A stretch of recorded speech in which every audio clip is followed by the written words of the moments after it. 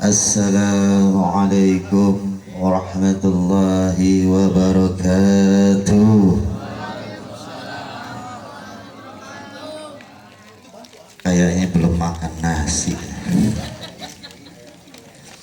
Jawab salamnya lemes banget. Saya pesen nasi goreng sekarang. Yang menjawab salam, semoga besok Allah berikan rezeki berlimpah. Yang lagi sakit Allah sehatkan badannya. Yang punya usaha mudah-mudahan diberikan cabang yang baru. Yang belum punya istri Allah berikan istri secepatnya.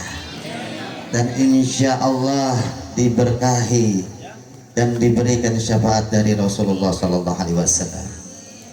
Assalamualaikum warahmatullahi wabarakatuh.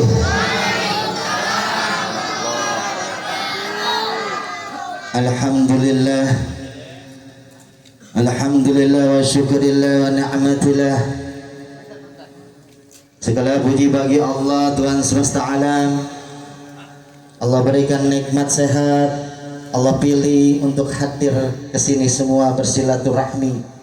Tadi membaca tahlil dan insya Allah diberikan keberkahan dalam kehidupannya yang hadir di sini. Insya Allah diberikan taufik rahmat dan hidayah. Amin ya rabbal. Alhamdulillahi qawiyul sultanuh al-wadihi burhanu al-masudi fil wujudi karumuhu aisyanu. Ashhadu an la ilaha illallah wa ashhadu anna Muhammadan abduhu wa rasulullah sallallahu alaihi wasallam. Assalatu wassalamu ala asyrafil anbiya'i wal mursalin sayyidina wa nabiyuna wa maulana Muhammad sayyidina wa maulana Muhammad. Allahumma salli wa sallim wa barik ala sayyidina Muhammadin nur zati wa syiri syarifi syairil asma'i wa syifatu ala alihi wa sahbihi wassalim. Amma ba'd. Yang saya cintai bahkan yang saya hormati, para alim ulama,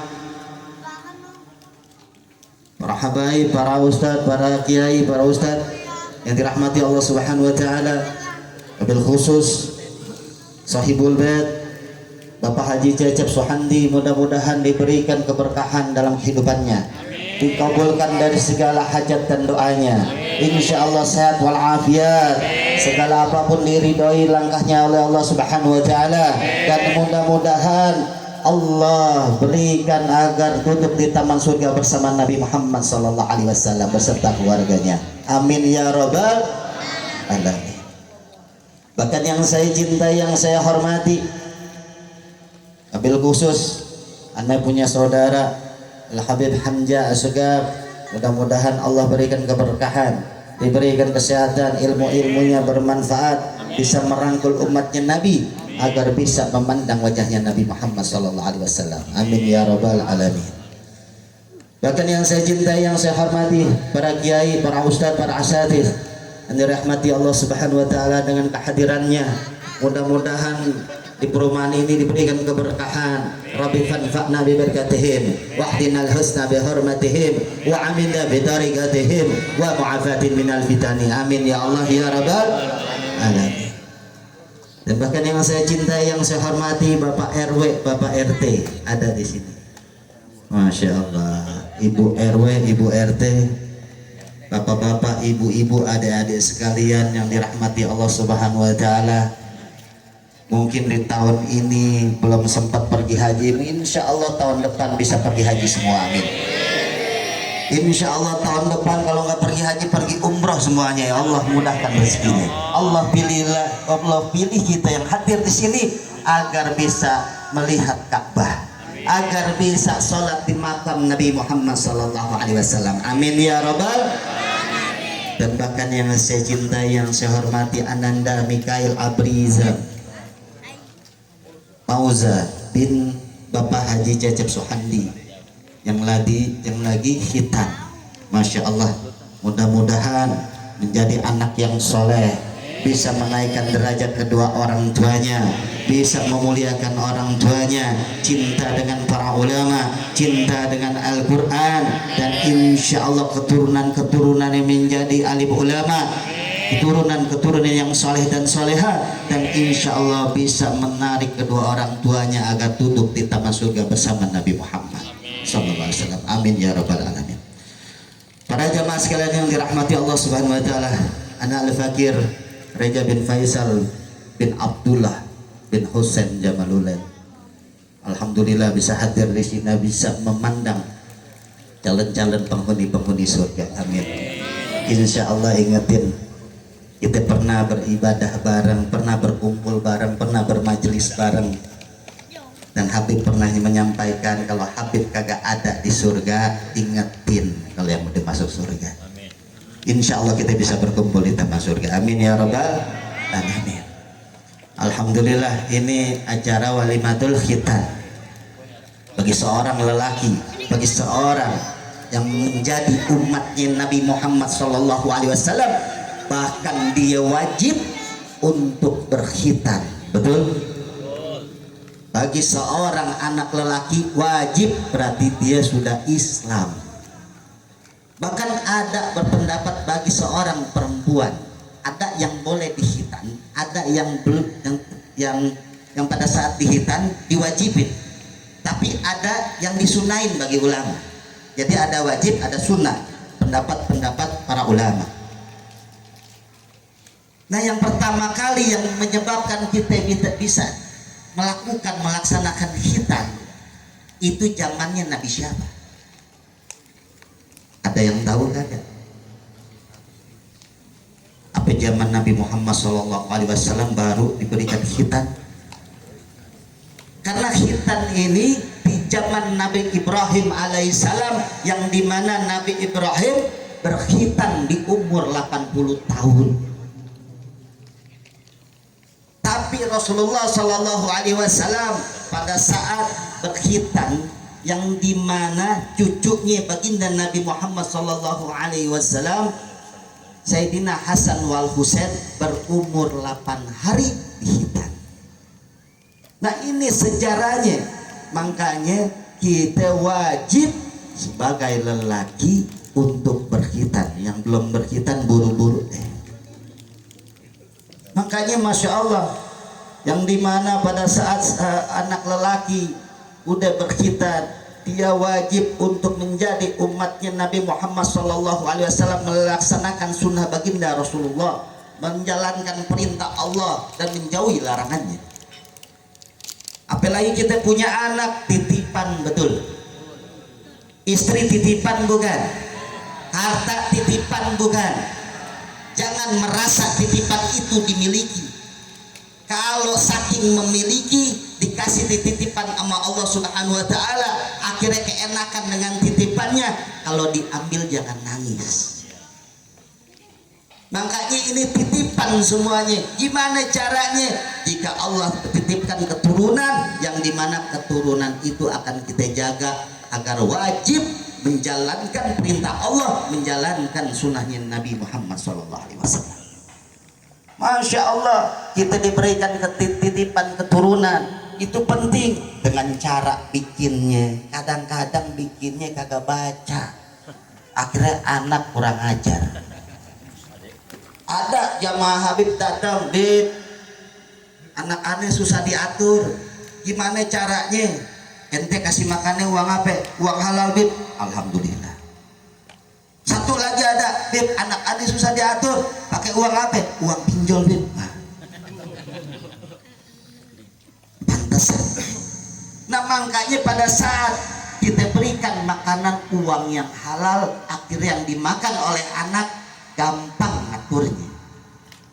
Pada saat anak membangkang, ini ada jamaah, Bib, anak aneh susah diatur, disuruh ngaji, kabur. Gimana cara untuk ngajarinnya, Bib? Ente dulu disuruh ngaji sama orang tua ente, kabur kagak? Anak aneh sering nadanya lebih tinggi dari aneh sebagai orang tua. Anak aneh sering membantah, anak aneh sering ngambek, bahkan kagak mau negur orang tuanya. Dulu ente ngambek sama orang tua sampai nggak negor-negor. Perbuatan kita udah pasti akan ada balasannya. Kalau kita memuliakan kedua orang tua kita, nanti insya Allah dimuliakan oleh anak kita. Jika kita pada saat orang tua duduk, yang dimana pada saat kita cium tangan mau berangkat kerja, berangkat sekolah, pada saat nanti kita udah besar mempunyai keturunan, anak kita akan mempunyai akhlak yang baik karena kita mempunyai akhlak yang baik kepada orang tua kita. Karena apa? Itu cerminan. Aneh muliain orang tua. Tanya sama istri ente, muliain nggak orang tuanya istri ente? Jadi bukan anak nih, kita lihat dulu introspeksi diri. Seorang bapak introspeksi, kita memuliakan kagak istrinya, coba memuliakan kagak orang tua. Nah baru anak rapi, cara bikinnya, cara berikan makanannya, perbuatan kita kepada orang tua dan mertua kita, insya Allah apapun yang kita perbuat, anak kita akan memuliakan kita. Itu penting. Bahkan bab khitan, apalagi di salah satu ini, di hajat ini, selamatan ini, betul Bapak Haji Jaja, ini selamatan nanti memberikan santunan anak yatim. Masya Allah, ini yang dirindukan sama Rasulullah, akan berkumpul dengan baginda Nabi Muhammad. Kenapa? Jika engkau ingin duduk bersamaku, sayangilah anak-anak yatim. Kenapa? Karena rajanya anak yatim baginda Nabi Yuna Muhammad SAW. Nanti pada saat dikasih Bapak Haji Jajab, Anda cuman sampein nih santunan anak yatim beserta pengurusnya, ucapan begitu. Kok bisa begitu, Beb? Kok nggak bilang santunan anak yatim doang?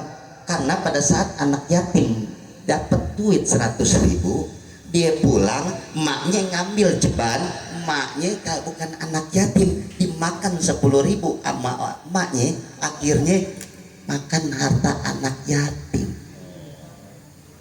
Coba 1.000 makan harta anak yatim, finnar. Betul kata? Nanti Pak Haji Cecep kasih nih santunan anak yatim beserta pengurusnya. Datang, omnya datang ngasih, oh dapat beras ya, aneh makan. Itu santunan khusus anak yatim, kenapa dimakan? 1.000 aja haram. Berarti kalau kagak nyampein beserta pengurusnya dan di rumahnya, pada saat dia pulang, berarti pulang takut bawa dosa. Ada yang paham? Baru paham apa sekarang? Ya, makanya hati-hati. Pada saat kita santunan anak yatim beserta yang ngurusinnya, yang ada di rumahnya, yang makan di sono, kagak apa-apa, kagak bawa dosa. Emaknya ngambil 100.000 nih, jajan 10.000 nih, emak beli jajanan, beli seblak ya, nggak dosa emaknya makan. Kalau 100.000 nih santunan khusus anak yatim, dimakan emaknya bukan anak yatim, betul ya, iya. Jadi ada lebihnya. Ini beserta yang ngurusinya yang ada di rumah. Insya Allah kita memberikan dan dia pulang kagak bawa dosa sama yang lain. Insya Allah. Ini kenapa? Ini pesan dari Habib Taufik Asyugab Pasuruan, yang dimana ilmunya benar-benar berhati-hati. Makanya kita santunin anak yatim ke yayasan. Ini santunan anak yatim, yang ngurusin yayasannya akhirnya jadi dosa karena bukan urusan yang ngurusin. Kita kasihan, ayo nih beserta yang ngurusinnya. Itu yang penting. Kenapa? Ini harus penting, berhati-hati untuk menyantuni anak yatim. Ada lisan yang harus disampaikan. Makanya indah anak yatim di zaman dahulu. Ada di kampung punya seorang janda mempunyai 3 anak yatim, yang dimana seorang janda tersebut setiap harinya makan minum bersama warga-warga yang memberikan sedekah. Akhirnya pada saat itu berhari-hari, setiap hari diberikan makan sama warga kampung, diceritain, kalau bukan karena aneh, karena kita dia nggak akan bisa makan, dia pasti kelaparan. Karena kedengar sama seorang janda tersebut yang mempunyai anak yatim, 3 anak yatim. Di saat itu janda tersebut dan membawa anak ketiga untuk keluar mencari rezeki, untuk mencari makan di luar kampung. Kenapa? Dia kagak mau lagi minta di kampung. Akhirnya keesokan harinya dia mencari nafkah, mencari uang gimana cara untuk makan ketiga anak yatim tersebut. Dia ada bapak-bapak yang pandai besi, yang bikin pedang, yang bikin golok, yang akhirnya satu janda tersebut, seorang ibu membawa 3 anak yatim mendatangi bapak tersebut. Wahai bapak, bolehkah aku meminta gandum? Dikasih sama seorang bapak yang mempunyai kehebatan pandai besi, diberikan gandum 1 karung. Kalau habis kamu balik lagi. Masya Allah, ini baik nih. Pada saat diberikan gandum, ketiga anak yatim tersebut mengangkat tangan, ya Allah, berikan bapak ini agar dijauhkan dari api dunia dan api akhirat. Akhirnya dia pulang tuh, ibunya dan ketiga anak yatim. Pada saat bapak tersebut lagi pandai besi, lagi bakar-bakar besi di bara api, tangannya nggak sengaja kena bara api sampai 5 menit, bahkan melewati 5 menit. Ada orang lewat, Pak, itu tangannya kebakar. Bah, aku nggak merasa kebakar, bahkan tidak ada sedikit pun luka. Masya Allah, api aja dingin. Dia teringat, kemarin saya berikan gandum ketiga anak yatim, dan anak yatim tersebut mendoakan saya.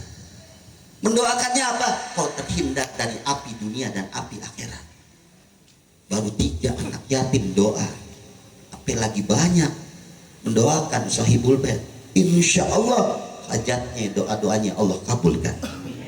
Makanya bapak-bapak dan ibu-ibu contohin, sayangilah anak yatim. Insya Allah kita bisa memandang wajahnya Nabi Muhammad SAW. Mungkin mereka kurang kasih sayang seorang ayah. Meminta jajan dari mana lagi kalau bukan seorang ayah yang bekerja keras. Dia mengharapkan pelukan ayah. Dia benar-benar ingin di saat dia menangis, bahkan ayahnya yang memeluknya. Di saat dia dijolimi, bahkan ayahnya yang melindungi. Sekarang mungkin tiada. Mungkin tidak ada lagi seorang ayah, sosok ayah yang dimana untuk menjaga anaknya. Hanya seorang ibu yang lemah, yang penuh kasih sayang, tapi tidak bisa menjaga.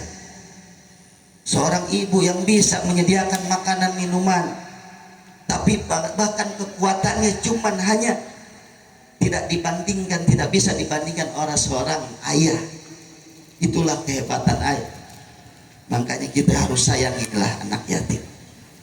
Mungkin dia rindu cium tangannya, mungkin dia rindu dengan nasihat-nasihat ayah, mungkin dia rindu yang dimana ayah melihat senyuman ayahnya. Mungkin pada saat anak kita masih kecil dulu sempat kita digendong di saat kita tidur di motor. Kita digendong pada saat bangun taunya udah ada di tempat tidur. Itulah kehebatan ayah kita. Makanya jangan lupakan perjuangan ayah dan ibu kita. Insya Allah siapapun pasti akan merasakan menjadi anak yatim, mungkin di saat tua, mungkin di saat kita umur 40 atau 50 atau 60 kita menjadi anak yatim. Jika mungkin masih ada, muliakan. Jangan kau sia-siakan orang tuamu. Insya Allah Allah berikan ridho, karena udah janji Allah ridho walidain. Surganya Allah ada di kedua orang tua. Ridhonya Allah, jika orang tua ridho maka Allah akan meridhoi. Walaupun engkau tiap hari sholat 5 waktu berjamaah, baca Al-Quran, khatam Quran, bahkan engkau sholat tahajud tiap malam, engkau ahli sedekah, bahkan yang dimana kebaikan ibadahmu begitu hebat, jikiranmu begitu hebat, tapi engkau durhaka kepada kedua orang tuamu, jangan harap mendapatkan ridho Allah dan jangan harap mendapatkan syafaat Nabi Muhammad SAW. Kalau masih ada orang tua, muliain, sayangi orang tua kita. Kita nggak tahu, mungkin kita di saat punya uang banyak, orang tua sudah tiada. Belum sempat membahagiakan orang tua kita. Belum sempat mengajak pergi umroh orang tua kita. Belum sempat ngajak ke sholat di makam Nabi Muhammad bersama orang tua kita. Belum sempat membelikan kasur yang bagus, yang mahal untuk orang tua kita. Pakaian-pakaian yang bagus untuk ibu bapak kita. Tapi orang tua sudah dipanggil di saat kita punya uang banyak. Dan hari ini kita bertobat kepada Allah, memohon ampun kepada Allah, dengan beristighfar kepada Allah. Kita nggak tahu umur, mungkin esok kita meninggal dunia. Mungkin jika kita terbujur kaku di saat kita bangun, kita sudah di alam barzah. Hari ini kita bertobat tentang penyesalan-penyesalan kita, perbuatan kesalahan-kesalahan kita, atas perbuatan dan dosa-dosa kita. Hari ini kita bertobat kepada Allah. Ya Allah, ucap ya Allah, ya Allah. Ingat dosa-dosa kita. Ya Allah, di saat esok kita meninggal dunia. Ya Allah, orang tua belum bisa kita bahagiakan. Ya Allah, sedangkan maksiat segala apapun ada balasan. Ya Allah, astaghfirullah Rabbal baraya, astaghfirullah minal khataya, astaghfirullah. Istighfar semuanya. Ingat dosa-dosa kita. Bayangkan jika esok kita meninggal dunia, belum sempat mengajarkan anak baca Quran, belum sempat kita beramal bersedekah yang banyak, belum sempat kita membahagiakan kedua orang tua kita. Astagfirullah. Bayangkan jika esok kita terbujur kaku, keluarga kita melihat jasad kita terbujur kaku, jasad kita dimandikan oleh orang lain, jasad kita dikafani, jasad kita diangkat di keranda. Sanak famili kita, keluarga, sahabat-sahabat kita mengangkat keranda, menyebut la ilaha illallah, la ilaha illallah, la ilaha illallah. Bayangkan jika jasad kita terbujur kaku di keranda, di saat jasad kita diangkat, dimasuki ke liang lahat, ditutup oleh papan, ditimbun oleh tanah, satu persatu pergi meninggalkan kita sendirian di alam kubur. Tak ada satupun yang menolong kita kecuali amal ibadah kita, yang mengalir cuma amal jariah, ilmu bermanfaat, dan anak-anak yang soleh dan soleha. Tapi kita belum bisa untuk mengumpulkannya semasa hidup kita. Apakah pantas kita duduk bersama Nabi Muhammad? Apakah pantas kita berkumpul dengan orang tua kita di taman surga? Apakah nanti kita berjumpa di padang mahsyar dengan kedua orang tua kita, sedangkan kita berlumur dosa, sedangkan kita belum sempat bahagiakan orang tua kita, belum sempat ngajarin anak-anak kita baca Quran. Ya Allah, ampunilah kami, ampunilah orang tua kami. Ya Allah, ampunilah ya Allah. Firullah Rabbal baraya,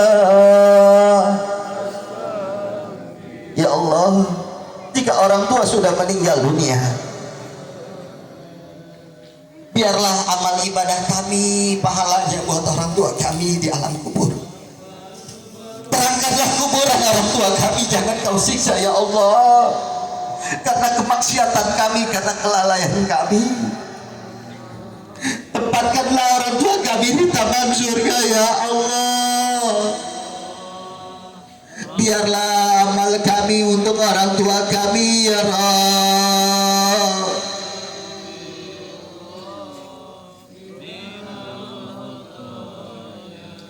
Astaghfirullah Rabbal baraya. Astaghfirullah minal khataya. Rabbi firli, bayangin wajah orang tua kita. Wali walidayya warhamhuma kama rabbayani shaghira.